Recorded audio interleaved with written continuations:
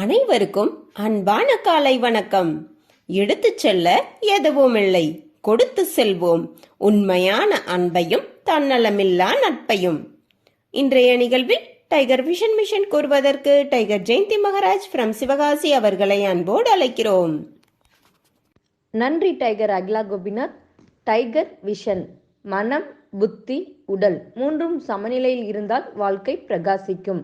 Tiger mission ஒரு தனி மனிதனின் தொடர்ச்சியான ஆரோக்கியமும் பொருளாதாரமும் இவ்வுலகை மாற்றும். நன்றி டைகர் ஜெயந்தி மகாராஜ். டைகர் இறை வணக்கம் கூறுவதற்கு டைகர் மணிகண்டன் ஃப்ரம் சிவகங்கை அவர்களை அன்போடு அழைக்கிறோம். நன்றி டைகர் அகிலா கோபிநாத். டைகர் இறை வணக்கம். என் வாழ்க்கையின் நம்பிக்கையாய் இருக்கும் இறைவா, நான் சேவை செய்யும் இந்த அமைப்பே நீ வாழும் இடம் என எண்ணுகிறேன்.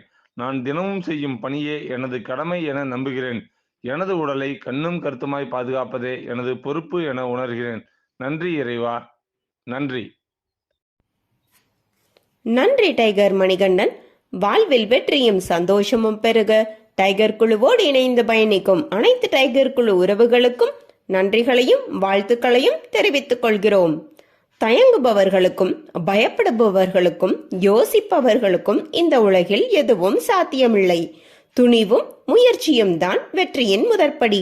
நம்மை வெற்றி பாதையை நோக்கி அழைத்து செல்லவும் 8 நடை பயிற்சியை தொகுத்து வழங்கவும் டாக்டர் டைகர் தேன்கூடு பிரபாகரன் அவர்களை உற்சாகத்தோடு வரவேற்கிறோம்.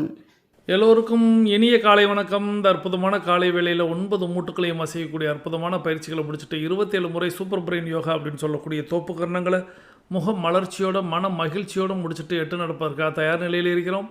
8 மீது நிற்கிறோம். கிழக்கு மேற்காக நடப்பவர்கள் கிழக்கு திசையிலிருந்து மேற்கை நோக்கியும், தெற்கு வடக்காக நடப்பவர்கள் தெற்கு திசையிலிருந்து வடக்கை நோக்கியும் நமக்கான முதலடி எடுத்து வைத்து நடக்க வேண்டிய தருணம். வாருங்கள், நமக்கான நேரம் தொடங்குகிறது. பெண்கள் அனைவரும் இடதுபுறமாகவும் ஆண்கள் அனைவரும் வலதுபுறமாகவும், அதாவது பெண்கள் லெஃப்ட் சைடிலும் ஆண்கள் ரைட் சைடிலும் முதலடி எடுத்து வைத்து நடைய தொடங்குகிறோம். நடை இயல்பாக இருக்கிறது, நடை தளர்வாக இருக்கிறது, தோள்பட்டை தளர்வாக இருக்கிறது, கழுத்து குனியாமல் இருக்கிறது, கால்கள் ஒன்றுக்கு முன்பு ஒன்று வருவது போல் நடந்து கொண்டிருக்கிறோம். கைகள் அதன் இசைவில் அசைந்து கொண்டிருக்கிறது. சுவாசம் சீர்நிலையில் இருக்கிறது. எண்ணம் நேர்மறையாக இருக்கிறது. மனம் மகிழ்வுடனும் அமைதியுடனும் இருக்கிறது. ஒற்றை சிந்தனையாளர்கள் அத்தனை பேரும் ஒற்றுமையோடு ஒரே திசையை நோக்கி பயணித்து கொண்டிருக்கிறோம். நமது பயணம் வெற்றிகரமாக அமைய எல்லாம் வல்ல இறைவனை துணை கிளைத்து கொண்டு தொடர்ந்து பயணிக்கிறோம். ஒவ்வொரு வீடியோலும் நமக்கு பல விஷயங்களை கற்றுத்தந்து கொண்டே இருக்கிறது. நாம் பெற்றுக்கொண்டே இருக்கிறோம். அதை வாழ்வில் பயன்படுத்தி வெற்றி கண்டு கொண்டே இருக்கிறோம். 2/6/2023 வைகாசி 19ஆம் நாள் விடியலும் நமக்கு பல விஷயங்களை கற்றுத்தரப்போகிறது. நாம் பெற்றுக்கொள்ளப் போகிறோம். அதை வாழ்வில் பயன்படுத்தி வெற்றி காணப் போகிறோம். ஒவ்வொரு நாளும் நமது நடையை தொடங்கும் போது பல நினைவூட்டல்களை நினைவூட்டுவது வழக்கம். அவ்வாறாக இன்றைய நினைவூட்டல்கள், நம்மளுடைய பயிற்சிகளை எல்லாம் தொடங்குவதற்கு முன்பாக நாம் நமது தாய் தந்தையர்களை, குருமார்களை, நம்மளுடைய பிரபஞ்சத்தை, இயற்கையை, இறைவனை, உங்களுடைய இஷ்ட தெய்வங்களை வேண்டி வணங்கி அவர்களுக்கு நன்றி கூறி இந்த அற்புதமான பயிற்சி வெற்றி பெற வேண்டும். இந்த பயிற்சியை நான் நித்தம் தொடர வேண்டும். இந்த பயிற்சியினால் எனக்கு அழகும் ஆயுளும் ஆரோக்கியமும் ஆனந்தமும் பெருகி கொண்டே இருக்க வேண்டும் என்று அவர்களிடம் நீங்கள் வேண்டிக் கொண்டீர்கள் என்றால் அவர்களுடைய ஆசியோடு அது அத்தனையும் நடந்தேறும். தொடர்ந்து நம்ம 2 டம்ளர் வெதுவெதுப்பான நீர் பருகி நமது பயிற்சியினை தொடங்க வேண்டும். தொடர்ந்து நமக்கு அருகில் எப்பொழுதுமே குடி தண்ணீர் இருக்க வேண்டும். அது ஒரு வாட்டர் கேன்லையோ அல்லது ஒரு பாத்திரத்திலேயோ அல்லது ஒரு சொம்பிலையோ நமக்கு அருகில் தண்ணீர் இருப்பது போல் பார்த்து கொள்ள வேண்டும். நமக்கு தாகம் எடுக்கும் பொழுது அல்லது நமக்கு நினைவு வரும்போது அல்லது நான் நினைவூட்டும் பொழுது நீங்கள் தண்ணீர் பருகி கொள்ள வேண்டும். தண்ணீர் பருகுதல் அப்படிங்கிறது நிறுத்தி நிதானித்து பருக வேண்டுமே ஒழிய கடகடவென்று குடித்து விடக்கூடாது என்பதை மீண்டும் நினைவூட்டிக் கொள்கிறேன். தொடர்ந்து நம்மளுடைய அனைத்து பயிற்சிகளையும் நம்ம செய்வோம். அனைத்து பயிற்சிகள் அப்படிங்கிறது 5 பயிற்சிகள். முதல் பயிற்சியாக நம்மளுடைய 9 மூட்டுக்களையும் அசையக்கூடிய அந்த இறைபணி அப்படின்னு சொல்லக்கூடிய இரத்தத்தை உற்பத்தி பண்ணக்கூடிய அந்த அற்புதமான பயிற்சிகளை நாம் செய்து, அதன் பிறகு தோப்பு கரணம் அப்படின்னு சொல்லக்கூடிய நம்மளுடைய 27 தோப்பு கரணங்களை, அந்த ஸ்லோகன்களை கேட்டுக்கொண்டே நம்மளுடைய புத்தியையும் மனதையும் உடலையும் சமப்படுத்தக்கூடிய ஒரு அற்புதமான பயிற்சியை நாம் செய்து இப்பொழுது 8 நடை பயிற்சி என்ற 3வது பயிற்சியை செய்து கொண்டிருக்கிறோம். இந்த 8 நடை பயிற்சியை தொடங்கும் பொழுது நம்மளுடைய உள்ளங்கைகளை மடக்கி பார்க்க வேண்டும். அது இயல்பாக இருக்கும். விரலின் நகங்களின் வண்ணங்களை பார்க்க வேண்டும். அவைகளும் இயல்பாகவே இருக்கும். சுவாசத்தை சோதித்து பார்க்க வேண்டும். ஒரு நாசியில் மட்டுமே சுவாசம் வரும். இவையெல்லாம் அடுத்து ஒரு 21 நிமிடங்களில் எவ்வாறாக மாறுகிறது என்பதை நாம் கண்கூடாக பார்ப்போம். அது எவ்வாறாக மாறும் என்பதை இப்பொழுதே கூட நினைவூட்டலாம். நம்மளுடைய உள்ளங்கைகளை அப்பொழுது மடக்கி பார்க்கும்போது இப்பொழுது எளிதாக இருக்கக்கூடிய அந்த மடக்கல் அப்படிங்கிறது அப்பொழுது இறுக்கமாக தென்படும். இப்பொழுது நம்மளுடைய நகக்கண்கள் இயல்பு நிறத்தில் இருக்கும். ஆனால் அப்பொழுது அது சற்று சிவப்பு நிறம் கூடியிருக்கும். இப்பொழுது ஒரு நாசியில் மட்டுமே சுவாசம் வருவது, அப்பொழுது நமக்கு 2 நாசிலும் சுவாசம் வரும். இந்த வித்தியாசம் எதுக்கு அப்படின்னா, நாம் சிறப்பாக நடந்திருக்கிறோம் அப்படிங்கிறத நமக்கு நாமே சோதனை செய்து கொள்வது. இந்த சோதனை அப்படிங்கிறது நித்தம் நாம் செய்து பார்க்க வேண்டும். நான் தான் எப்பொழுதுமே செய்கிறேனே, அப்புறையே அந்த சோதனைகளை செய்ய வேண்டும் அப்படின்னா, சில பல விஷயங்களை நாம் இந்த வழியில்தான் நம்மளுடைய மனதிற்கு அதை பதிவு செய்ய முடியும். இந்த மனம் அப்படிங்கிற ஒரு விஷயம் சற்று குழம்பினால் கூட அது மிக குழம்பி போய்விடும். அது சாதாரண விஷயம் இல்லை, இந்த மனதை சரிப்படுத்துவது. ஆகையால் இந்த மனதிற்கு நாம் நித்தம் செய்ததாக இருந்தால் கூட செய்துதான் ஆக வேண்டும் என்பதை நீங்கள் நினைவில் கொள்ளுங்கள். அதனால தான் நான் ஒவ்வொரு நாளும் நினைவூட்டல் அப்படிங்கிற ஒரு விஷயத்தை நித்தம் நானும் நினைவூட்டு கொண்டே இருக்கிறேன். ஆனால் நீங்கள் எத்தனை பேர் சரியாக நான் அத்தனையும் செய்து விடுவேன் அப்படின்னு கேட்டால் நிச்சயமாக 0.01% நாம் தவற விட்டு விடுவோம். ஆகையால் தான் நினைவூட்டல் அப்படிங்கிறது நிச்சயம் நம்மளுடைய மனதிற்கு தேவைப்படுகிறது. நமது மனது பழக்கப்படுத்திட்டோம். நம்ம தொடர்ந்து ஒரு 2 ஆண்டுகள் 3 ஆண்டுகள் ஒரு விஷயத்தை செய்து அதை பழக்கப்படுத்திட்டோம். நமக்கு நாமே அந்த பழக்கத்தை உண்டு பண்ணிவிட்டோம் என்றால் அது இயல்பாக நடந்துவிடும். 4 மணி அப்படிங்கிறது நம்ம யாருமே எழுப்ப தேவையில்லை. நாம் எழுந்து விடுவோம். நாம் எழுந்து நம்மளுடைய பயிற்சிகளை தொடங்கி விடுவோம். நமது பயிற்சிகளை இவ்வாறாக தான் செய்ய வேண்டும் என்பதை இயல்பாக செய்து விடுவோம். இதை நம்ம ஏற்கனவே ஒரு முறை கார் ஓட்டக்கூடிய அந்த ஒரு பயிற்சி அப்படின்னு சொல்லிட்டு ஒரு விஷயம் சொல்லி கொடுத்துருப்போம். கார் எப்படி நம்ம இலகுவாக தொடர்ந்து ஓட்டி பழக அது எப்படி இயல்பாக நம்மளுக்கு வந்து விடுகிறது. ஒரே நேரத்தில் நம்ம காரை ரோட்டை பார்த்து ஓட்டினாலும் இந்த கால்கள் அதனுடைய வேலைகளை செய்து கொண்டு, கைகள் அதனுடைய வேலைகளை செய்து கொண்டு, பார்வை நேரென்று நம்ம ஒரு செயலை தொடர்ந்து செய்வதனால் ஏற்படக்கூடிய விளைவு அப்படிங்கிறத நம்ம அந்த விஷயத்தில் சொல்லியிருப்போம். அப்படித்தான் நாம் தொடர்ந்து இந்த மனதிற்கு இந்த பயிற்சிகளை நாம் செதுக்கி வைத்து விட்டோமானால் நமக்கு ஆயுள் முழுவதும் அது கூடவே அந்த பழக்கமாக மாறிவிடும். ஆகையால் இந்த செயல்களை நினைவூட்டுவது அப்படிங்கிறது நித்தம் நினைவூட்டி ஆகணும். நம்மளுடைய உள்ளங்கைகளை மடக்கி பார்க்கிறது, விரல் நகங்களை பார்க்கறதெல்லாம் கண்டிப்பாக பார்க்கணும். இன்றைக்கி எப்படி இருக்குது அப்படின்னு. ஒரு சில நேரம் எப்படி ஆகிடும் அப்படின்னா, நீங்கள் ஒரு எடுத்துக்காட்டுக்கு கூட நான் சொல்கிறேனே, நீங்கள் ஒரு ஆண்டுகளாக தொடர்ந்து பயணிப்பவர்களாக இருந்தால் உங்களுடைய உள்ளங்கைகளை இப்பொழுது நீங்கள் மடக்கும் பொழுதே இறுக்கமாக தென்படும். இதை கூட எத்தனை பேருக்கு இப்பொழுது இறுக்கமாக இருக்கிறது அப்படிங்கிறது கூட நீங்கள் கமெண்ட் பண்ணலாம். நான் சொல்வது உடனே இன்றைக்கி நடந்து பார்த்தவங்களுக்கு ஆமாம் இப்போ இறுக்கமாயிடுச்சுன்னு அது ஒரு பிரம்மை மாதிரி தோன்றும். நான் சொல்வது இயல்பாக சில சகோதரிகள் என்ற சொல்லியிருக்காங்க. என்ன சொல்லியிருக்காங்க அப்படின்னா, விரலின் நகங்களின் வண்ணம் 8 நடை நடக்க ஆரம்பிக்கும் போதே எனக்கு மாறியது போல தான் தோன்றுகிறது. சுவாசம் 2 நாசிலையுமே வர்றது போல தான் தோன்றுகிறது அப்படின்னா உங்களுடைய மனம் புத்தி உடல் சமநிலைக்கு வந்துவிட்டது. நீங்கள் 8 நடை அப்படிங்கிற ஒரு விஷயத்தை தொடங்கும் பொழுதே உங்களுடைய மனம் அதில் லயித்து விடுவதனால், நீங்கள் அதை ஆர்வத்தோடு ஆசையோடு நீங்கள் செய்வதனால் அந்த நிலையை அப்பொழுதே நீங்கள் அடைந்து விடுகிறீர்கள். ஆனால் இந்த இடத்தில் ஒரு கவனம் மட்டும் தேவை. இந்த மாதிரி சரியாக பயணிப்பவர்கள் எல்லோருமே 42 நிமிடங்களும் கவனமாக நடக்க வேண்டும். கவனம் அப்படின்னா வேறு சில பேர் என்ன செய்வாங்க அப்படின்னா, 8 நடை அப்படிங்கிற ஒரு விஷயத்த நானாகவே நடந்து கொள்கிறேன், எனக்கு ஆடியோ கேட்கலைனாலும் நான் நடந்துடுறேன் அப்படிங்கிற மாதிரி சில பேர் சொல்லுவாங்க. தவறொன்றும் இல்லைங்கிற மாதிரி தோன்றும். ஆனால் இங்கே நானே கூட செய்து விடலாமே, நீங்கள் டெய்லி 8 நடை நடந்து விடலாம், நான் கற்றுக் கொடுத்துறேன், நீங்கள் நடந்துக்கிறங்க அப்படிங்கிறத மட்டும் நான் சொல்லிட்டு போயிடலாமே, ஒரே ஒரு ஓரியன்டேஷன் நிகழ்வை மட்டும் நான் வச்சுட்டு நீங்கள் அதை பார்த்து நடந்துடலாமே நான் சொல்லிட்டு போயிடலாம். இது ஏன் நாங்கள் நித்தம் இதை செய்கிறோம், இதை ஏன் நித்தம் புத்தம் புதிதாக இதை வடிவமைக்கிறோம், இதை ஏன் நாங்கள் தினசரி இவ்வளவு முயற்சி எடுக்கிறோம் அப்படிங்கிறத நீங்கள் என்றைக்காவது சற்று யோசித்து பார்த்துருக்கிறீர்களா அப்படின்னா யாருக்குமே அந்த யோசனை அந்த பக்கம் போயிருக்காது. ஏன் அப்படின்னா 8 நடை அப்படிங்கிறது ஒரு அற்புதமான ஒரு தவம் செய்தால் கிடைக்கக்கூடிய வரம் அப்படிங்கிறது தான் இந்த 8 நடை. இந்த 8 நடையை செவ்விந்தியர்கள் எப்படி பயன்படுத்தினாங்கன்னு நான் நிச்சயமாக ஒரு நாளைக்கு உங்களுக்கு இன்னும் அதை பற்றின திரட்டல்கள் எனக்கு முழுமையாக கிடைத்த பிறகு நான் உங்களிடம் பேசுவேன். செவ்விந்தியர்கள் அப்படின்னு சொல்கிறது நான் ஏற்கனவே சொன்னது போல் கடந்த ஒரு கதையில் கூட சொல்லியிருப்பேன் செவ்விந்தியர்களை பற்றி. அவங்க இதை 8 நடையை எப்படி பயன்படுத்தியிருக்காங்க, எதற்கு பயன்படுத்தியிருக்காங்க அப்படின்ட்டு எனக்கு ஆதாரப்பூர்வமாக ஒரு புத்தகம் கிடச்சிருக்கு. அதை இன்னும் நான் சரி செய்து கொண்டு அது உண்மை செய்தி தானா அப்படிங்கிறத நான் தெரிந்து கொண்டு அதோடு உங்களிடம் பகிரணும் அப்படின்னு நான் நினச்சிக்கிட்டு இருக்கேன்.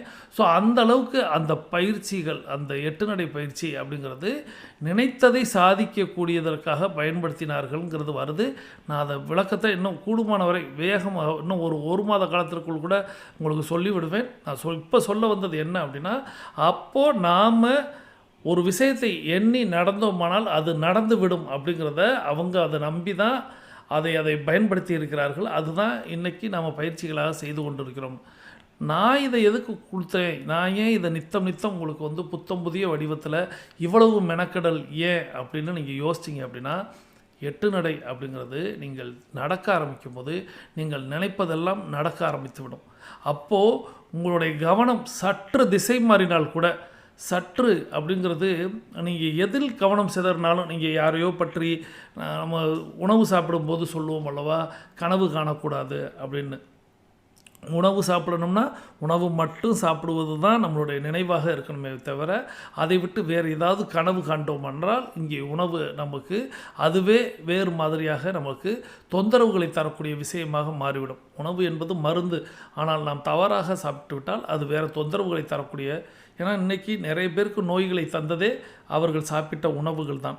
அந்த உணவுகள் நல்ல உணவாகவே இருக்கட்டும், கீரையாகவே இருக்கட்டும், பழங்களாகவே இருக்கட்டும், பருப்புகளாகவே இருக்கட்டும், காய்கறிகளாகவே இருக்கட்டும், ஆனால் அவர்கள் அதை தவறாக, அதாவது கனவு கண்டு வேறு ஏதோ ஒரு நினைவில் கொண்டு அவர்கள் அதை உண்ணும் பொழுதுதான் அது அவர்களுக்கு வேறு ஒரு தொந்தரவுகளை தர ஆரம்பிக்கிறது. ஸோ அந்த உணவை நம்ம ருசித்து நாம் அந்த உணவின் மீதே கவனம் செலுத்தி நாம் உண்டோமானால் அந்த உணவு நமக்கு மருந்தாக மாறும் அப்படிங்கிறத நம்ம சொல்லுவோம். அதே தான் 8 நடை அப்படிங்கிறத நான் என்னுடைய வாழ்க்கையில் நிறைய முறை உணர்ந்ததன் விளைவு தான் இந்த அமைப்பே. இந்த 8 நடையை நான் எத்தனையோ பேர் சொல்லி கொடுத்துட்றாங்க, எத்தனையோ பேர் செய்கிறாங்க.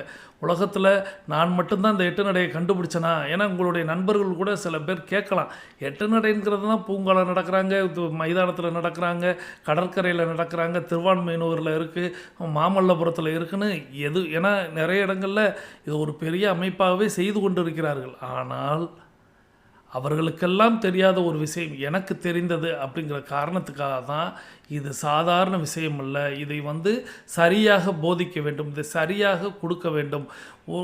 நம்ம அதை அர்ப்பணித்தால்தான் இது சரியாக போய் சேரும் அப்படிங்கிறத கண்டுபிடிச்சதுக்கப்புறம் தான் டைகர் ஃபேமிலி டீம் அப்படின்னு ஒன்று உருவாக்கி அவர்களெல்லாம் உழைக்க தயாராக இருக்கிறார்களா அப்படிங்கிறத கேட்டு அவர்களில் பல நபர்களை வடிகட்டி அதற்கப்புறம் தேர்வு செய்து அவர்கள் எல்லாம் இதில் அர்ப்பணிப்பு உணர்வோடு பயணிக்கிறார்கள்ங்கிறது தெரிஞ்சதுக்கப்புறம் அதை இன்னும் விரிவுபடுத்தி கோஆர்டினேட்டர்கள் அப்படிங்கிற ஒருங்கிணைப்பாளர்களிடம் கொண்டு போய் சேர்த்து அவர்களெல்லாம் தொடர்ந்து எங்களோடு வருவதற்கு தயாராக இருக்கிறார்களா அப்படின்னு கேட்டு அவர்களுக்கு அர்ப்பணிப்பு உணர்வு இருக்கிறதா அப்படிங்கிறத பார்த்து அதன் பிறகு இன்றைக்கி கேப்டன், வைஸ் கேப்டன்ஸ்னு நம்ம தேர்வு செஞ்சுருக்கோங்க எல்லாருமே அந்த அர்ப்பணிப்பு உணர்வோடு இருக்கிறார்களான்னு பார்த்து, ஏன் இது எல்லாத்துக்கும் என்ன காரணம் அப்படின்னு நீங்கள் யோசிச்சிங்க. ஏன்னா நம்ம செயல்படுத்துவதற்குரிய இந்த பயிற்சி அப்படிங்கிறது இலவச பயிற்சியாக, கட்டணமில்லாத பயிற்சியாக எல்லாருக்கும் போய் சேரணும். ஏழையிலிருந்து பணக்காரன் வரை அனைவருக்கும் இது சென்றடையணும், மனிதர்கள் அத்தனை பேருக்கும் இது சென்றடையணும் அப்படிங்கிறதுக்காக இவ்வளவு மெனக்கடல் ஏன் அப்படிங்கிற கேள்விக்கு இன்றைக்கி நான் உங்களுக்கு விடையை சொல்கிறேன். எத்தனை பேர் அதை கவனிச்சிருந்துருக்கீங்கன்னு எனக்கு தெரியாது. உண்மையான காரணம் என்ன அப்படின்னா, இந்த பயிற்சியை தவறாக செய்தால் பெரிய பின்விளைவுகளை ஏற்படுத்திவிடும். இந்த பயிற்சியை முறையாக செய்தால் மிகப்பெரிய வெற்றியை பெற்றுத்தரும். ஸோ இதுதான் இதில் உள்ள சூட்சமம். இந்த பயிற்சியை சரியாக செய்தால், உடனே சரியாகனா பயந்துடலாம் வேணாம். நம்ம சரியாக செய்கிறோமா தவறாக செய்கிறோமா அப்படின்ட்டு உங்களுக்குள்ள ஒரு கேள்விகள் வரும். எட்டு நடையை டைகர் குழுமத்தோடு சேர்ந்து இணைந்து பயணிப்பவர்களுக்கு சரியாக போதிக்கிறோம். ஏன் அப்படின்னா, உங்களுடைய கவனம் வேறு எங்குமே போய்விடாமல் ஒரு சுவாரஸ்யத்தை உண்டு பண்ணும் விதமாக நித்தம் நித்தம் தேடல்களோடு, நித்தம் நித்தம் பல கதைகளோடு, நித்தம் நித்தம் பல திரட்டல்களோடு நாம் பயணிக்கும் பொழுது, நாம் புத்துணர்வோடு அதை நோக்கியே பயணித்து அதில் உள்ள நல்ல கருத்துக்களை மட்டுமே எடுத்து இந்த உலகம் எப்படி இருக்க வேண்டும், நாம் எப்படி இருக்க வேண்டும், நாம் எப்படி பிறருக்கு நன்றியுணர்வோடு இருக்க வேண்டும், நாம் எப்படி பிறரை வாழ்த்த வேண்டும் அப்படிங்கிற எண்ணத்திலேயே பயணிக்க வைத்து, பிரபஞ்சம்னா என்ன, இயற்கைனா என்ன, உடல்னா என்ன, மனதுனா என்ன, புத்தினா என்னன்னு நமக்குள்ளாகவும் இந்த பிரபஞ்சத்திற்குள்ளாகவும் தேடல்ங்கிற போக்கில் போய் அதிலும் நமக்கு எந்தவித அழுத்தமும் இல்லாமல் மனதை லேசாக வைத்துக்கொள்ளக்கூடியதை பல பயிற்சிகளை உள்ளடக்கிய இந்த பயிற்சியை வடிவமைத்து நித்தம் நான் சொல்வது, ஏன்னா நான் சொல்லலாம் அந்த வார்த்தையை அப்படின்னு நான் நினைக்கிறேன். ஏன்னா நேற்று நீங்கள் எல்லோரும் அந்த கமெண்ட்டில் சொல்லியிருந்தீங்க. ஸோ அந்த விடாமுயற்சி அப்படிங்கிற ஒரு விஷயமும், பிடித்ததை விடக்கூடாது அப்படிங்கிற அளவுக்கு டிட்டர்மினேஷன் அப்படிங்கிற அந்த உறுதி அப்படிங்கிறதெல்லாம் நிறைய பேர் சொல்லியிருந்தீங்க. ஸோ அதைத்தான் நாங்கள் நித்தம் செய்து கொண்டிருக்கிறோம். ஏன் அப்படிங்கிறத புரிந்து கொள்ளுங்கள். இந்த பயிற்சியை முறையாக செய்யும் பொழுது நினைத்ததெல்லாம் நடக்கும், தவறாக செய்யும் பொழுது அப்படியே அது நம்மளை கவிழ்க்கும் அப்படிங்கிறத புரிந்து கொள்ளுங்கள். ஆகையால் இதை முறையாக நடக்க வைப்பதற்கு தான் நாங்கள் இவ்வளவு மெனக்கெடுகிறோம். அவ்வளோ நாள் ஜூமில் பணம் கட்டி நம்ம செஞ்சுக்கிட்டு இருந்தோம். இப்போது யூடியூப்லேயும் வந்து நம்ம ஏன் இதை தொடர்ந்து செய்கிறோம் அப்படின்னா காரணம் இதுதான். நம்மளுடைய கவனம் எங்கேயும் திசை மாறிவிடக்கூடாது அப்படிங்கிறதும், நம்மளுடைய எண்ணத்தில் வேறு எதுவும் வந்து குடிகொண்டு விடக்கூடாது. நாம் நடக்கும் பொழுது நாம் கனவு கண்டு விடக்கூடாது. நாம் ஏதேனும் ஒரு பாடலை கேட்போம், ஏதேனும் ஒரு செய்தியை கேட்போம், ஏதேனும் ஒரு விஷயத்தை கேட்போம், இல்லை பக்கத்தில் உள்ளவங்களோட பேசிக்கிட்டு நடப்போம். இது எல்லாம் கூடாதுங்கிறதுக்காக தான் நான் பேசுகிறேன், நீங்கள் கேட்கிறீர்கள். உங்களுடைய கவனம் முழுவதும் உங்களுடைய காதுகளில் தான் இருக்க வேண்டும். நீங்கள் கேட்கக்கூடிய எனது குரலில் தான் இருக்க வேண்டும், இந்த செய்தியில் தான் இருக்க வேண்டும். இங்கே ஒரு எதிர்மறை வார்த்தைகள் கூட வந்து விடாமல் இங்கே ஒவ்வொரு நிகழ்வையும் நாங்கள் தேர்வு செய்கிறோம், நாங்கள் மெனக்கெடுகிறோம்.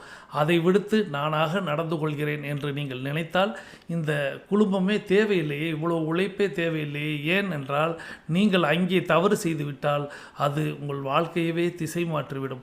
உங்களுடைய வாழ்க்கையை நாங்கள் வேறு பாதையில், வெற்றி பாதையில், ஒரு நல்ல பாதையில், ஒரு நல்லவர்களோடு, ஒரு நேர்மறையாளர்களோடு, ஒரு ஒற்றுமையாளர்களோடு நம்ம பயணிக்க வைக்கணும் அப்படிங்கிற ஒரே காரணத்துக்காக தான் இதுக்கு நித்தம் மெனக்கடல் அப்படிங்கிறது. ஏன்னா நம்ம கடந்த ஒரு 3 ஆண்டுகளாக பயணிக்கும் பொழுது ஃபேமிலி டீமே கேட்பாங்க, ஆனால் பழைய ஆடியோக்கள்லாம் நிறைய இருக்குல்லண்ணா, நீங்கள் பேசுனது அப்போ பேசுனது கூட எடுத்து கொடுக்கலாம்லண்ணா. ஏன்னா நம்ம நித்தம் புத்தம் புதுசாக நீங்கள் யோசிக்கிறீங்க, யோசிக்கிறதுக்காக எவ்வளோ நேரத்தை செலவழிக்கிறீங்க அப்படிங்கிறத அவர்கள் என் மேல் அக்கறையோடு கேட்பார்கள். ஆனால் நான் சொல்வது அப்படிங்கிறது நித்தம் புத்தம் புதிய விஷயத்தை அவர்கள் மட்டும் கற்றுக்கொள்ளவில்லை, நானும் கற்றுக்கொள்கிறேன். நான் தொடங்கும் பொழுது ஒரு 50 நாட்கள் 100 நாட்கள் முடிந்து விடுமா, நடந்து விடுமான்னு எல்லோருக்குள்ளும் கேள்விகளும் சந்தேகங்களும் எனக்குள்ளும் இருந்தது. ஆனால் இன்றைக்கு பிரபஞ்சம் நம்மளுக்கு இத்தனை நாட்களை கடந்து நாம் 1000வது நாட்களை தொடப்போகும்போது கூட புத்தம் புதிய செய்திகளை, புத்தம் புதிய கதைகளை, புத்தம் புதிய நிகழ்வுகளை இந்த பூமி கொடுத்து கொண்டே தான் இருக்கிறது. நாம் அதை நாம் வழங்கி கொண்டே தான் இருக்கிறோம். ஆக நாம் புதிய செய்திகளை தெரிந்து கொள்ள வேண்டும், சுவாரஸ்யங்கள் நிறைந்ததாக இருக்க வேண்டும். வாழ்க்கையில் நிறைய நபர்கள் நிறைய இடங்களில் கேட்குறாங்க, தன்னம்பிக்கையை ஊட்டக்கூடிய ஏதேனும் ஒரு செய்தி நித்தம் இருந்தால் நல்லாயிருக்கும் அப்படின்னு. நாம் எழுந்து நடக்க ஆரம்பிச்சிட்டாலே அது தன்னம்பிக்கை தான். நாம் எழுந்து நம்மளுடைய சுவாசத்தை கவனிக்க ஆரம்பிச்சிட்டாலே அதை விட ஒரு தன்னம்பிக்கையை வேறு ஒரு நபர் நம்மளுக்கு கொண்டு வந்து ஊட்டி விட முடியாது என்பதை நீங்கள் உணர்ந்து கொண்டு, உங்களுக்கு நீங்கள் தான், எனக்கு நீங்கள் தான், உங்களுக்கு நான் தான் அப்படிங்கிற மாதிரி நாம் எண்ணம் கொண்டு தொடர்ந்து நடக்க வேண்டும். அதற்காகத்தான் இவ்வளவு மெனக்கடல். நான் எது என்ன நடந்தாலும் நீங்கள் ஆடியோவை மட்டும் கேட்டு விடுங்கள்னு சொல்லுவேன். ஆனால் சில நேரங்களில் சில இடங்களில் இப்போ உங்களுக்கு யூடியூப்பில் ஒரு பெரிய வசதி என்ன அப்படின்னா, முதல்ல இன்றைக்கி தவற விட்ட செய்தியை நாளை கேட்க முடியாது அப்படிங்கிறது இருந்துச்சு ஜூமில் இருக்கும்போது. ஸோ என்கிட்ட அப்படியே அந்த ஆடியோக்கள் அப்படியே இருக்கிறது. இருப்பினும் என்னிடம்தான் இருக்கிறதே ஒழிய உங்களுக்கு அது கிடைக்கவில்லை. ஆனால் இன்றைக்கி நம்ம டிசம்பர் 25 தொடங்கி இருக்கிறோம். 2022 டிசம்பர் 25ஆம் தேதி தொடங்கினோம். தொடங்கியதிலிருந்து இன்று வரை உள்ள அத்தனை ஆடியோக்களும் நம்மளுடைய யூடியூப் சேனலில் அப்படியே இருக்கிறது. நீங்கள் உங்களுக்கு மாலை நேரத்தில் நடக்கிறீங்க அப்படின்னா நீங்கள் தாராளமாக ஜனவரி 1ஆம் தேதி என்ன பேசியிருக்கிறோமோ அந்த ஆடியோவை எடுத்து கேட்கலாம். 2ஆம் தேதி என்ன கேட்டிருக்கிறோமோ நீங்கள் மறுபடியும் கேட்டீங்கன்னா இன்னும் அது பதிவாகும். இந்த எடுத்துக்காட்டை நான் ஏன் சொல்கிறேன் அப்படின்னா, 8 நடை பயிற்சியை இப்போ நீங்கள் எல்லோரும் நடக்கும் பொழுது நானும் நடந்து கொண்டு கேட்டுக்கொண்டு இருக்கிறேன். நான் பேசியவற்றை நானே கேட்டுக்கொண்டிருக்கேன். நான் கேட்கும் பொழுது எனக்கு நான் பேசிய பல செய்திகள் நான் பேசியதை விட இன்னும் எனக்கு இன்னும் கூடுதலாக எனக்கு காதில் ஒலிப்பது போல் இருக்கும். அதாவது நீங்கள் எப்படி கேட்குறீங்களோ அதே மாதிரி நானும் அமைதியாக 8 நடை நடந்து கொண்டே நானும் இந்த ஆடியோவை கேட்டுக்கொண்டே தான் நடப்பேன். ஸோ எப்படி நடக்கணுங்கிறதுக்கு நான் அதை எடுத்துக்காட்டாக உங்களுக்கு இந்த இடத்துல கூறுகிறேன். ஸோ நான் பேசிய ஆடியோ தான், எனக்கு தெரிஞ்ச கதை தான், நான் படித்த விஷயங்கள் தான். இருப்பினும் 8 நடை நடக்கும் பொழுது என்னுடைய கவனம் வேறு எங்கும் சிதறிவிடக்கூடாது அப்படிங்கிறதுக்காக நான் வேறு எந்த தேடலையும் தேடிக்கொண்டிருக்க முடியாது. நான் வேறு எந்த சிந்தனைக்கும் போய்விடக்கூடாது. மாற்று சிந்தனைகள் எதுவும் எனக்குள் வந்துவிடக்கூடாது அப்படிங்கிறதுக்காக நித்தம் நானும் அதே ஆடியோவை கேட்டுக்கொண்டே நடக்கிறேன். ஸோ இது எதுக்கு அப்படின்னா, நாம் இந்த 8 நடை அப்படிங்கிறது ஒரு அற்புதமான பயிற்சி. நீங்கள் எண்ணியதெல்லாம், நீங்கள் கேட்டதெல்லாம் கிடைக்கக்கூடிய ஒரு அற்புதமான பயிற்சி. இந்த பயிற்சியை சில நேரங்களில் சில நபர்கள் தவறாக பயன்படுத்துவதனால் அங்கே சில வேறு மாதிரி, அதான் நான் சொன்னேன்ல, 8 நடை எனக்கு தெரியும், நான் நடந்துடுவேன் அப்படின்னு நினச்சிட்டு நடக்கும் பொழுது அது அவர்களுடைய கவனத்தை சிதறடித்து, இந்த கவனம் சிதறல்னால் ரொம்பலாம் இல்லைங்க, ரொம்ப சிம்பிளாக அவங்க பேசிக்கிட்டே நடக்கிறாங்கன்னு வச்சுக்கிறேங்களேன்.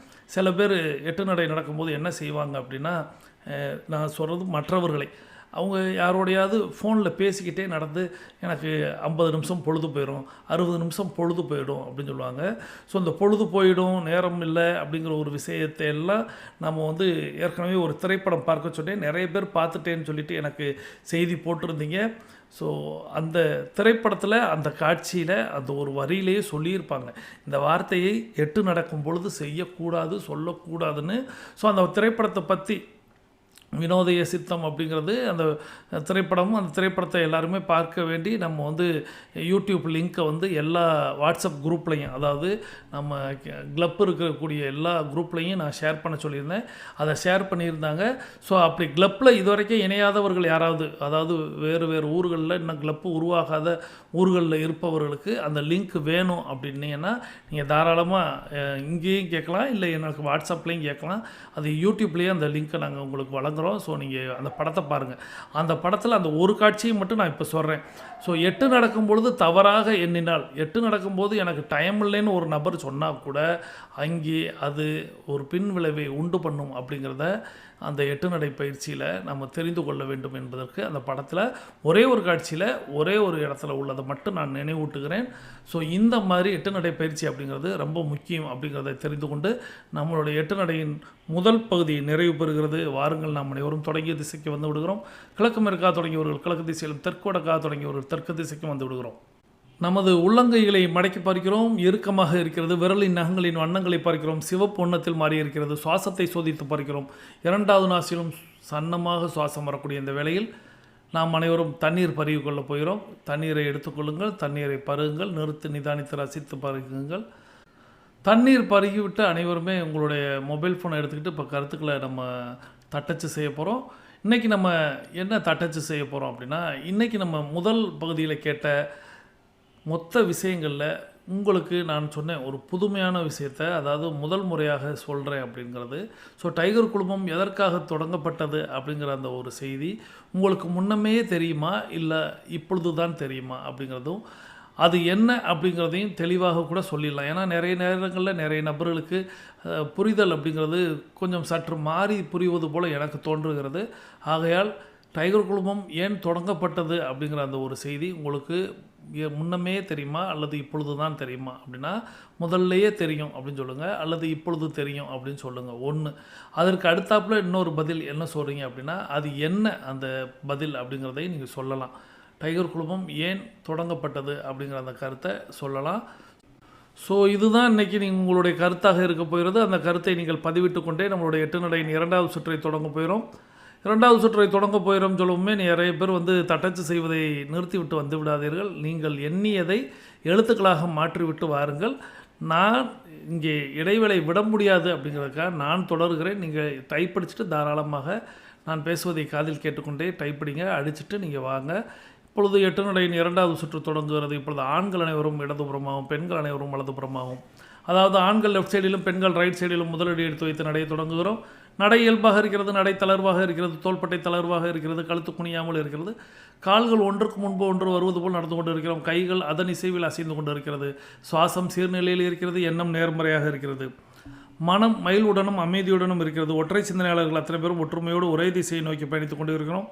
நமது பயணம் வெற்றிகரமாக அமைய எல்லாம் வல்ல இறைவனை துணை கலைத்துக் கொண்டு தொடர்ந்து பயணிக்கிறோம்.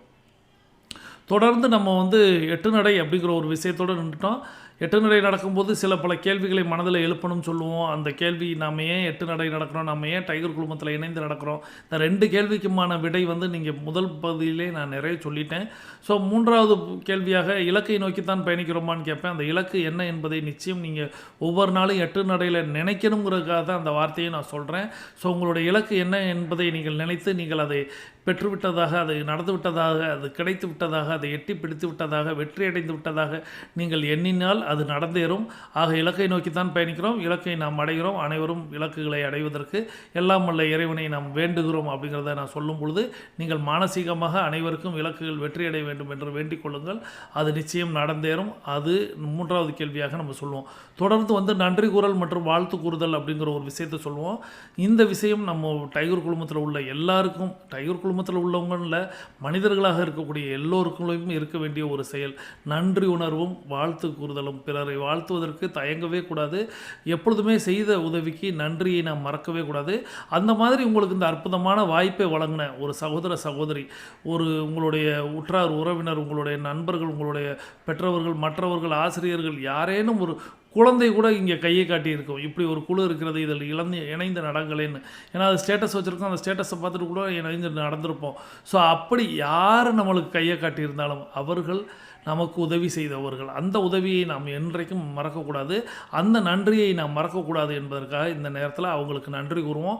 அவ்வாறாக இப்பொழுது நம்ம அவர்களுக்கு நன்றி கூறிக்கொள்ளப் போகிறோம். யாருக்கு? நம்மளை இணைத்து வைத்தவர்களுக்கு. தொடர்ந்து வாழ்த்து கூறுவோம். யாருக்கு அப்படின்னா, நம்மால் இந்த அமைப்பிற்கு அழைத்து வரப்பட்ட, ஏன்னா நாம் டைகர் குழுமத்துக்கு செய்யக்கூடிய ஒரு கைமாறு அப்படின்னா இதில் நிறைய பேரை இணைத்து வைப்பது அப்படிங்கிறது தான். இந்த செயல் நிறைய பேரை சென்றடைய வேண்டும் அப்படிங்கிறது, அந்த ஒரு விஷயத்தை தான் டைகர் குழுமம் உங்கள்கிட்ட இருந்து எதிர்பார்க்கும். ஸோ உங்களுடைய பொறுப்பு, உங்களுடைய கடமை என்னென்னா, நீங்கள் எல்லார்ட்டையும் போய் சொல்லுங்கள், எல்லாரையும் சேர்த்து வைங்க அப்படிங்கிறது இல்லை. உங்களிடம் கேட்கும் விதமாக நீங்கள் நடந்து கொள்ளுங்கள். நீங்கள் ஸ்டேட்டஸில் வைங்க, நீங்கள் ஸ்டோரியில் வைங்க, நீங்கள் ரீல்ஸில் வைங்க. இந்த மாதிரி நீங்கள் டைகர் குழுமத்தை பற்றி நீங்கள் வைக்க இது என்ன, இதை ஏன் நித்தம் நீங்கள் ஸ்டேட்டஸை வைக்கிறீங்க, ஏன் நித்தம் நீங்கள் டைகர்னு பண்ணுறீங்களே, இது என்னன்னு யாராவது கேட்கும்போது, இந்த மாதிரி எங்களுடைய அமைப்பு, இந்த அமைப்பில் இணைந்து நடங்க, இது எல்லாராலையும் நடத்தப்படக்கூடிய, நேர்முறையாளர்களால் நடத்தப்படக்கூடிய ஒரு அற்புதமான அமைப்பு, வாங்க நீங்களும் சேர்ந்து உங்களுடைய உடலையும் உறுதி செய்யுங்கள், உங்களுடைய உள்ளத்தையும் உறுதி செய்யுங்கள் அப்படின்னு நீங்கள் அவங்களுக்கு இந்த விஷயத்தை எடுத்து சொல்லி அவங்க இது இலவசமாக நடந்து கொள்ளலாம், இது நம்மை நாமே செதுக்கிக் கொள்ளக்கூடிய ஒரு அற்புதமான அமைப்புன்னு அவங்களுக்கு நீங்கள் விளக்கத்தை கொடுத்து இணைத்து வைக்கிறீர்கள் அல்லவா. இதுதான் நாங்கள் எதிர்பார்க்கிறோம் உங்களிடம் இருந்து. அதை நீங்கள் இன்றிலிருந்து செய்ய முயற்சி செய்யுங்கள். அந்த மாதிரி நீங்கள் செய்ததன் விளைவாக உங்களை நம்பி நிறைய பேர் இணைந்தார்கள் அல்லவா, அவர்களுக்கு நீங்கள் வாழ்த்து சொல்லணும், ஆசி வழங்கணும். ஸோ இப்போ நம்ம நன்றி கூறுதல் வாழ்த்து கூறுதலை ஒன்றாக செய்ய போகிறோம். நம்மால் இந்த அமைப்பிற்கு அழைத்து வரப்பட்ட அந்த ஜீவன்களுக்கும், அந்த சகோதர சகோதரிகளுக்கும், என்னை இந்த அமைப்பில் இணைத்து வைத்த அந்த ஜீவனுக்கும், அந்த சகோதர சகோதரிக்கும், அவர்களது குடும்பம் மகிழ்ச்சியோடும் ஆரோக்கியத்தோடும் செல்வ வளங்களோடும் இருக்க வேண்டும். அவர்களுடைய எண்ணங்களும் கனவுகளும் ஆசைகளும் உடனடியாக நிறைவேற வேண்டும். அதற்கு எல்லாம் வல்ல இயற்கையை, இறைவனை நீ துணை புரிய வேண்டும். அவர்களுடைய தொழிலில் வளர்ச்சி இருக்க வேண்டும். அவர்களுடைய பொருளாதார நிலை உயர்ந்து கொண்டே இருக்க வேண்டும். அவர்களுடைய பணி மிக சுலபமாக இருக்க வேண்டும். பிறர் பாராட்டும்படியாக இருக்க வேண்டும். அவர்களுக்கு இன்றைய நாள் வெற்றி நாளாக அமைய வேண்டும். இன்று ஐக்கிய அவர்களுக்கு ஒரு வெற்றி பரிசு கிட்ட வேண்டும் என்று நீங்கள் பிரபஞ்சத்தையும் இயற்கையும் இறைவனையும் வேண்டுங்கள். எல்லாம் வல்ல இயற்கையும் இறைவனும் அதை வழங்குவார்கள். ஸோ நம்மை இணைத்து வைத்தவர்களுக்கும், நாம் இணைத்து வைத்தவர்களுக்கும் நன்றிகளையும் வாழ்த்துக்களையும் ஆசிகளையும் வழங்கி கொண்டு தொடர்ந்து பயணிக்கிறோம். தொடர்ந்து வெள்ளிக்கிழமை முழுவதும் நம்ம தமிழில் உள்ள ஏதேனும் ஒரு சிறப்பான விஷயங்களை பார்ப்பது வழக்கம். அவ்வாறாக கடந்த சில வாரங்களாக இந்த திருக்குறளும் கதைகளும் அப்படிங்கிற ஒரு புத்தகத்திலிருந்து நம்ம சில பல விஷயங்களை பார்த்து வருகிறோம். அவ்வாறாக இன்றைக்கி நம்மளுக்கு கிடைத்திருக்கக்கூடிய திருக்குறள் குறள் எண் 223. இளன் என்னும் எவ்வம் உரையாமை ஈதல் குலனுடையான் கண்ணே யுள. இது அறத்துப்பாலில் இல்லறவியலில் ஈகை அப்படிங்கிற இடத்துல வருகிறது. இதற்கான பொருளாக என்ன சொல்கிறாங்க அப்படின்னா, என்னிடம் செல்வம் இல்லை என்று தன் வறுமையினையும் துன்பத்தையும் பிறரிடம் பறைசாற்றும் முன்பு அவ்வறுமையை குறிப்பை அறிந்து அவர்களுக்கு உதவி செய்தல் நல்ல சான்றோர் குடியில் பிறந்தவர்களிடத்தில் இருக்கும் பண்பாகும். நல்ல சான்றோர் குலத்தில் பிறந்தவர்களுக்கு எப்படி இருக்கும் பண்பு அப்படின்னா, ஒருவர் வந்து என்கிட்ட இல்லை அப்படின்னு சொல்கிறதுக்கு முன்னாடியே அந்த குறிப்பு அறிந்து அவர்களுடைய வறுமையை போக்கும் வண்ணமாக உதவி செய்பவர். ஒருத்தர் கேட்டால் தாங்க நான் உதவி பண்ணுவேன் அப்படின்னு சில பேர் நினைப்பாங்க. ஏன் அவங்க வாய் விட்டு கேட்க மாட்டாங்களோ, அவங்கள்ட்ட தான் இல்லை அப்புறம் என்ன அவங்களுக்கு ஈகோ தடுக்குது, ஏன் என்கிட்ட வந்து கேட்க மாட்டாங்களோ அப்படின்னு சில நபர்களை சில பேர் பேசுவதை நம்ம காதால் கேட்டிருப்போம். அந்த மாதிரி சொல்பவர்கள் நல்ல சான்றோர் குலத்தில் பிறந்தவர்கள் இல்லை அப்படின்னு வள்ளுவர் வந்து சாடுறார். வள்ளுவர் சில நேரங்களில் சாட்டை எடுத்து சாத்துற அளவுக்கு சொல்லிடுவார். ஏன் அப்படின்னா, கொடுக்குறவன் இந்த பாயிண்ட்டை சொல்லக்கூடாது அப்படின்னு சொல்கிறார். கேட்குறவனுக்கு வந்து வரும். ஏன்னா அவனை வந்து சில நேரங்களில் அது ஈகோன்னு நம்ம சொல்கிறோம், ஆனால் அது வந்து எவ்வளோ பெரிய விஷயம் தெரியுமா? அந்த துன்பத்தை எப்படி பிறரிடம் போய் சொல்வது அப்படின்ல அவன் ரொம்ப உடைஞ்சு போய் இருக்கக்கூடிய ஒரு நிலையில் கூட நம்ம ஆளுங்க என்ன சொல்லுவாங்கன்னா, ஏன் அவள் வந்து கேட்க மாட்டாளோ, அவளுக்கு என்ன தரையில் விழுந்தாலும் மீசையில் மண் ஓட்டலைங்கிற மாதிரி அவங்க என்ன அவ்வளோ இது கிராக்கி பண்ணுறாங்க அப்படிங்கிற மாதிரி ஊரில் வழக்கத்தில் பேசுவாங்க. ஸோ அந்த திருக்குறளை தான் நாம் இன்றைக்கி எடுத்துக்கொள்கிறோம். இந்த குறளுக்கு 3 பொருளை வந்து ஒரு ஆசிரியர் கொடுக்குறாரு. எப்படி அப்படின்னா, முதல் பொருளாக அவர் என்ன சொல்கிறார் அப்படின்னா, தான் எவனிடத்தும் போய் இல்லை என்று இறக்காமலும், அதாவது இளன் என்னும் எவ்வம் உரையாமை அப்படின்னு ஒரு விஷயத்தை சொல்கிறார். தன்னிடம் வந்து இல்லை என்று கேட்பவருக்கு தன்னிடம் இருப்பதை கொடுத்தலும், முன் ஈதல் அப்படிங்கிற வார்த்தை ஆகிய 2 பண்புகளும் நல்ல குலத்தில் பிறந்தவருக்கே உரிய குணங்களாகும். யார்கிட்டையும் போய் இல்லைன்னு சொல்லாமல் இருக்கிறவனோ, தன்னிடம் வந்து இல்லை என்று சொல்லுபவர்கள் கேட்பதற்கு முன்னாடியே கொடுப்பவனோ, அதாவது 2 ஒரே நபருக்கு 2 குணங்களை சொல்கிறார். என்ன அப்படின்னா, ஒன்று என்கிட்ட இல்லை அப்படின்னு போயிட்டு யார்கிட்டையும் போய் கையேந்திரவனு கிடையாது. இன்னொன்று, என்கிட்ட யாராவது வந்து என்கிட்ட இல்லைன்னு சொல்கிறதுக்கு முன்னாடி அவனுக்கு கொடுத்துட்றது. இப்படிங்கிறவன் சிறந்த சான்றோன் அப்படின்னு வள்ளுவர் சொல்கிறாருன்னு ஒரு குறிப்பு சொல்லுகிறது. இது வந்து முதல் பொருள். 2வது பொருளாக ஒன்று சொல்கிறாங்க. தன்னிடம் ஏதேனும் வேண்டி வருபவர்கள் இது எம்மிடத்தில் இல்லை, ஏதேனும் கொடுத்து உதவுங்கள் என்று துன்பம் தரக்கூடிய சொற்களை கூறும் முன்பாகவே இவன் என்னும் எவ்வம் முறையாமுன் அவனுக்கு வேண்டியவற்றை கொடுக்கும் பண்பானது நல்ல குலத்தில் பிறந்தவர்களிடத்தில் மட்டுமே இருக்கக்கூடிய குணமாகும். ஈதல் குணமுடையான் கண்ணே உள. இது வந்து நம்ம பொருள்னு பார்க்கும்போது சொன்னாங்க அல்லவா, என்கிட்ட வந்து இல்லைன்னு யாரும் சொல்கிறதுக்கு முன்னாடி இந்தா வச்சுக்கோ அப்படின்னு கொடுக்கறது அப்படிங்கிறது 2வது பொருளாக சொல்கிறாங்க. 3வது பொருளாக என்ன சொல்கிறாங்க அப்படின்னா, ஒருவனிடம் யாசகம் பெற்றுவிட்டால் அப்படி பெற்றுக்கொண்ட வாயிலிருந்து அதற்கு பின்னர் இல்லை என்ற துன்பம் தரும் வார்த்தையே வரக்கூடாதாம். அந்த அளவிற்கு அவனது வாழ்க்கை தேவையான அளவு கொடுத்தல். இளனென்னும் எவ்வம் உரையாமுன் ஈதல் நல்ல குலத்தில் பிறந்தவரிடத்தில் மட்டுமே இருக்கக்கூடிய குணமாகும். 3வது பொருளாக என்ன சொல்கிறாங்க அப்படின்னா, ஒருத்தவங்க வந்து என்கிட்ட ஒன்றுமே இல்லை அப்படின்னு சொல்லி கேட்கும் பொழுது கேட்பதற்கு முன்பாகவே கொடுப்பது நல்ல குணம் அப்படின்னு நம்ம பார்த்தோம். நல்ல சான்றோர் குலத்தில் பிறந்தவன் அப்படிங்கிறத நம்ம பார்த்தோம். இவங்க என்ன சொல்கிறாங்கன்னா, அப்படி கொடுத்தாலும் அவன் இனிமே யார்கிட்டையும் போய் இல்லைன்னு சொல்லாத அளவுக்கு அவன் வாயில் இருந்து அதற்கு பின்னர் இல்லைங்கிற வார்த்தையே வரக்கூடாதுங்கிற அளவுக்கு கொடுக்கணுமா. எப்படி ஒருத்தன் வந்து இல்லைன்னு சொல்லி என்கிட்ட வந்து கேட்குறான், அப்படி நான் கேட்கும்போது இந்தா இதை வச்சுக்கோ அப்படின்னு கொடுக்குறது ஒன்று, அதுவே நல்ல சான்றோர் குலத்தில் பிறந்தவர்னு சொல்கிறாங்க. இன்னொன்று இவங்க என்ன சொல்கிறாங்கன்னா, வள்ளுவர் இல்லை அப்படி சொல்லலை இப்படி சொல்கிறாரு பாருங்கன்னு சொல்லி என்கிட்ட வந்து ஒருத்தர் இல்லைன்னு சொல்லி கேட்கும்போது அவனுக்கு நான் கொடுக்கல, இனிமே அவன் வாழ்க்கையில் அவன்கிட்ட இல்லைங்கிற வார்த்தையை சொல்ல மாட்டானா, அந்த அளவுக்கு அவனுக்கு கொடுத்துடணுமா. அப்போது என்னிடத்தில் அவ்வளோ இருக்கணும்ல அப்படிங்கிற ஒரு கேள்வியும் வரும். இல்லை இந்த 3 பொருள் நான் அந்த கேள்விக்கு நான் வர்றேன், என்கிட்ட இருக்கணும்ல. இப்போ ஒருத்தவங்க வந்து இல்லைன்னு சொல்கிறாங்க, நான் வந்து கொடுக்குறேன், அவன் இனிமே போய் எங்கேயும் இல்லைன்னு சொல்லக்கூடாதுங்கிற அளவுக்கு நான் கொடுக்கணும். அப்படின்னா மீன் பசிக்கு வந்து மீன் கொடுப்பதை விட மீன் பிடிக்க கற்றுக் கொடுப்பது அப்படிங்கிற ஒரு விஷயத்தை இந்த இடத்துல நான் எடுத்துக்கொள்கிறேன். இதை நான் நிறைய நேரங்களில் குழந்தைகளுக்கு பாடமாக சொல்லி கொடுக்கக்கூடிய ஒரு விஷயம்.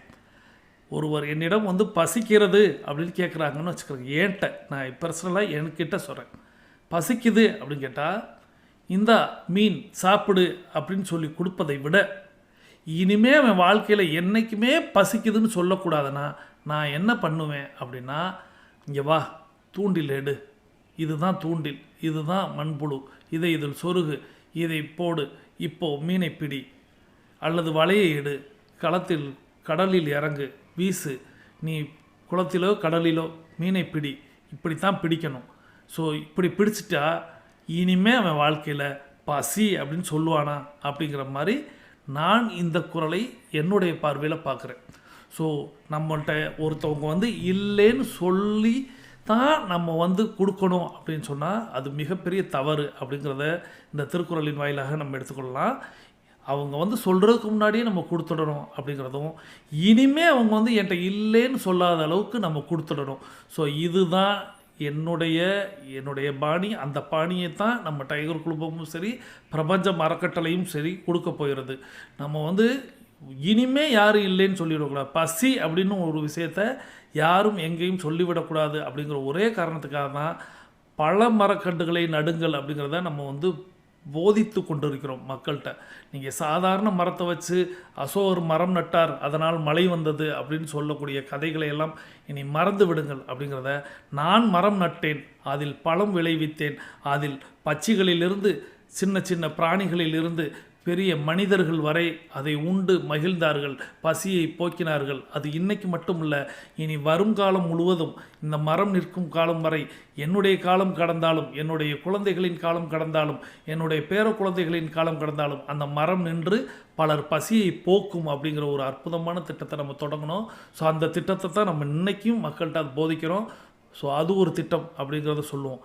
இரண்டாவது, ஏழை குழந்தைகளை படிக்க வைத்தல் அப்படிங்கிற ஒரு விஷயத்தை சொல்லுவோம். ஏழை குழந்தைகளுக்கு உணவு கொடுப்பதற்கு நிறைய பேர் இருக்கிறார்கள், உடை கொடுப்பதற்கு நிறைய பேர் இருக்கிறார்கள், அதை விளம்பரப்படுத்துபவர்கள் நிறைய பேர் இருக்கிறார்கள். ஆனால் நாம் அந்த குழந்தைகளுக்கு கல்வியை கற்றுக் கொடுப்போம், அந்த குழந்தைகளுக்கு நிறைய விஷயத்தை போதிப்போம், அந்த குழந்தைகளுக்கு நிறைய அனுபவங்களை கொடுப்போம். அந்த குழந்தைகள் பெரியவர்களாகி இன்னும் அவர்கள் 1000 பேருக்கு, இன்னும் 1,00,000 பேருக்கு, இன்னும் கோடி பேருக்கு கல்வியை வழங்குவார்கள், நல்லவர்களை உருவாக்குவார்கள், நேர்மறையாளர்களை உருவாக்குவார்கள். அந்த பணியை நாம் செய்வோம். ஸோ இதுதான் இந்த குறளிலிருந்து நான் எடுத்துக்கொள்வது. இளனென்னும் எவ்வம் முறையாமுன் ஈதல் குலனுடையான் கண்ணே உல அப்படின்ட்டு அவன் வாழ்க்கைக்கும் இனிமேல் இல்லைன்னு எங்கேயும் யார்கிட்டையும் சொல்லக்கூடாது. இன்னும் என்னை கேட்டால் அவன் பசி மட்டும் அவனுக்கு போனது இல்லை, இனிமே அவன் நிறைய பேருக்கு மீன் பிடிக்க கற்றுக் கொடுக்க வேண்டும், அவன் நிறைய பேருடைய பசியை போக்கணும் அப்படிங்கிறத தான் நாம் இந்த குறளின் வாயிலாக எடுத்துக்கொள்கிறோம். இந்த குறளுக்கு ஒரு அற்புதமான ஒரு கதையை ஒன்று சொல்லியிருப்பாங்க, ஒரு பாடல். அந்த பாடலை வச்சு தான் நான் தமிழின் சிறப்பு அப்படிங்கிறதுக்கு கொண்டு வந்தேன். ஆனால் அதை விடுத்து நம்ம இப்படின்னு எப்போதும் போல் அங்கேயும் இங்கேயும் போயிட்டு திரும்ப நம்ம வந்தாச்சு, அந்த இடத்துக்கே வந்துடும். அந்த பாடல் என்ன சொல்லியிருப்பாங்க அப்படின்னா, இம்பர்வான் எல்லை ராமனையே பாடி என் கொணர்ந்தாய் பாணானி என்றால் பாணி, வம்பதாம் கலபம் என்றேன் பூசும் என்றால், மாதங்கம் என்றேன் யாம் வாழ்ந்தோம் என்றால், பம்பு சீர் வேளம் என்றேன் தின்னும் என்றால், கம்பமா என்றேன் நற்களியாம் என்றால், கைமா என்றேன் சும்மா கலங்கினாலே. நான் இப்போ சொல்லவும் இது தமிழ் பாடல் தானா அப்படிங்கிற மாதிரி இருந்திருக்கும். ஏன்னா அதில் உள்ள வார்த்தைகள் அந்த மாதிரி இருக்கும். இம்பர்வான் எல்லை ராமனையே பாடி என் கொணர்ந்தாய் பாணா நீ என்றால் பாணி, வம்பதான் கலபம் என்றேன் பூசும் என்றால், மாதங்கம் என்றேன் யாம் வாழ்ந்தோம் என்றால், பம்பு சீர் வேளம் என்றேன் தின்னும் என்றால், கம்பமா என்றேன் நற்களியாம் என்றால், கைமா என்றேன் சும்மா கலங்கினாலே அப்படிங்கிறது வீரராகவ முதலியார் அப்படின்னு சொல்லக்கூடிய ஒரு அற்புதமான கவிஞர். கவி வீரராகவ முதலியார் அப்படின்னு சொல்கிறாங்க. இவர் ஒரு கண் தெரியாத ஒரு நபர், குருடர் அப்படின்னு இதில் எழுதியிருக்காங்க. ஸோ ஆனால் அவர் எழுதியிருக்க பாடலை கேட்டால் இவருக்கா கண்ணு தெரியாது, நம்மளுடைய அறிவு கண்ணையெல்லாம் திறக்கிறாரே அப்படிங்கிற மாதிரி இருக்கும். ஸோ இதனுடைய பொருள் என்ன அப்படிங்கிறது நம்ம தெரிந்து கொள்ளணும். ரொம்ப சாதாரணமான விஷயம். இந்த கதையை சொல்லணும் அப்படின்னா, பண் இசைத்து பாடுபவன் பாணன், அதாவது பாட்டு பாடக்கூடிய புலவன், அதுதான் பாணன்னா. அந்த பாணனுடைய மனைவி பாணி. ஸோ இந்த மாதிரி நம்ம முதல்ல அந்த பாடலில் உள்ள வரிகளில் பாணனும் பாணியும் பேசிக்கொள்கிறார்கள். இப்படி பாட்டு பாடி கிடைப்பதை கொண்டு வாழ்க்கையை நடத்தும்போது புலவர்களுடைய தொழில் நம்ம வந்து பல முறை அதை பார்த்துருப்போம். அவர்களுடைய வாழ்க்கையை அவர்களை வாழ வைப்பதே யார் அப்படின்னா நிறைய தர்ம பிரபுக்கள் அப்படின்னு சொல்லக்கூடிய மன்னர்கள். அந்த மன்னர் வந்து தன்னுடைய வறுமையை போக்குவதற்காக இவர் வந்து ராமன் அப்படிங்கிற ஒரு நபரை, நீங்கள் வந்து ராமாயணத்தில் உள்ள ராமரை கொண்டு வந்து இதில் இணைத்து விடக்கூடாது. இது கதையில் பாடலில் வரக்கூடிய ராமன் என்ற ஒரு மன்னனை வந்து இந்த பாணன் சந்திக்க போகிறார். அந்த மன்னன் வந்து வள்ளல் அப்படின்னே வச்சுக்கிறேங்க. அந்த வள்ளலை பார்த்து பரிசல் பெறுவதற்காக அவர் போயிறாரு. போயிட்டு அந்த பாணன் வந்து அவர்கிட்ட பாடுறாரு. பாடிட்டு அவர் பரிசோடு வர்றார். அப்போது அந்த பாணி வந்து தன் கணவன்கிட்ட என்ன வாங்கி வந்திருக்கிறாய் அப்படிங்கிறத கேட்குறாங்க. இதுதான் அந்த பாடலுடைய பொருள். வானளவு புகழ்மிக்க இந்த மண்ணில் வாழும் வள்ளலிடம் உன் திறமைகளை காட்டி என்ன பரிசு பெற்று வந்திருக்கிறாய் இப்படிங்கிறத தான் அந்த பாடலில் இம்பர்வான் எல்லை ராமனையே பாடி என் கொணர்ந்தாய் பாணா நீ என்றால் பாணி. இப்போ புரிஞ்சிருச்சா? இம்பர்வான் எல்லை அப்படின்னா வானளவு புகழ்மிக்க இந்த மண்ணில் வாழும் வள்ளலிடம் உன்னுடைய திறமையை நீ போய் காட்டினில, என்ன பரிசு கொடுத்தார் அப்படின்னு கேட்குறாங்க. கலபம் அளித்தார் என்கிறான் பாணன். கலபம்னா சந்தனம்னு ஒரு பொருள் உண்டு. சந்தனமா? அது எதற்கு? பூசிக்கொள்ளவா கொடுத்தார் அந்த வள்ளல். நாம் என்ன சந்தனம் பூசிக்கொள்ளும் நிலைமையிலாக இருக்கிறோம், அதை நீயே பூசிக்கொள் என்கிறாள் பாணி.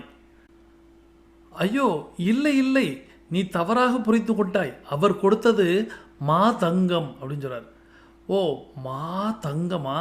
ஓஹோ, நம்முடைய நிலைமையை புரிந்து கொண்டு நிறைய தங்கம் அளித்தானோ அவ்வள்ளல். இனிமேல் நம் வாழ்விற்கு கவலை இல்லை, நாம் நன்றாக வாழலாம் என்றாள் பாணி. அடடா, மாதங்கம் என்று நான் சொன்னதை நிறைய தங்கம் என்று புரிந்து கொண்டாயோ? அவர் தந்தது தங்கம் இல்லை, வேளம் என்கிறான் பாணன். என்ன, கரும்பா? வேளம் என்றால் கரும்பு என்று பொருள். உன் திறமைக்கு கரும்புதான் தகும் என்று அளித்தானா அவ்வள்ளல், அதை நீயே தின்று கொள் என்கிறாள் பாணி.